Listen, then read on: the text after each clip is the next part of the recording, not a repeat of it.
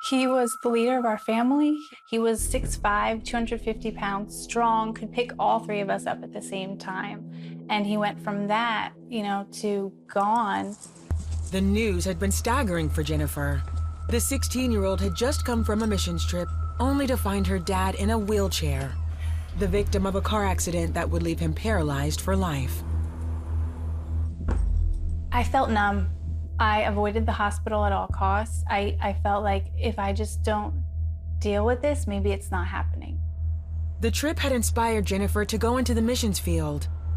Now, she questioned everything she believed about a loving God. I thought, really? If this is what you're gonna give your children who love you and who are trying to do good for you, then I don't want anything to do with you. Jennifer's mother started drinking heavily, leaving her 3 daughters to find ways to cope on their own. She wasn't there for us. She was a nervous, worrisome, anxiety-driven wreck.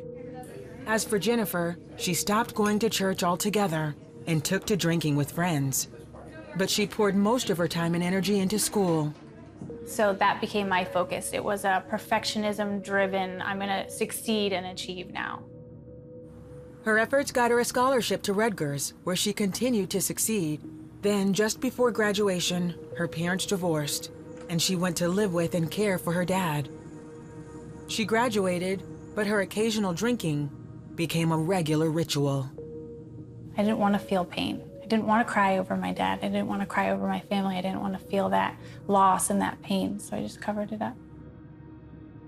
Then her younger sister moved in just off a stint in drug rehab. Unwilling to give up her habit, she dragged Jennifer down into her world of addiction. She quickly convinced me to start sneaking into my dad's room at night and taking his synthetic heroin, Oxycontin. Jennifer started shooting up heroin and eventually meth. It makes you feel like it's the missing link, like it's the piece to your puzzle that you've been searching for your whole life. It is so overwhelming and strong, and nothing compares to that feeling, that rush. For 6 years, Jennifer moved around going from job to job, having run-ins with the law and fighting addiction. I was running from God. Little pieces of me started to fade away, and I became completely numb, desensitized to anything going on around. During that time, she made several attempts to rehab. So there would be moments when I would kind of snap out and be like, this is not what I want for my life. I did have a desire to get married and be a mom and have my own family someday. While Jennifer was willing to go into rehab, she dismissed any notion of asking God for help. Why didn't I think Jesus would fix me at any point in my using years? Because I didn't think he was good. I didn't think he loved me enough to pick up the broken pieces and put me back together. I was broken and I didn't think he could make me whole.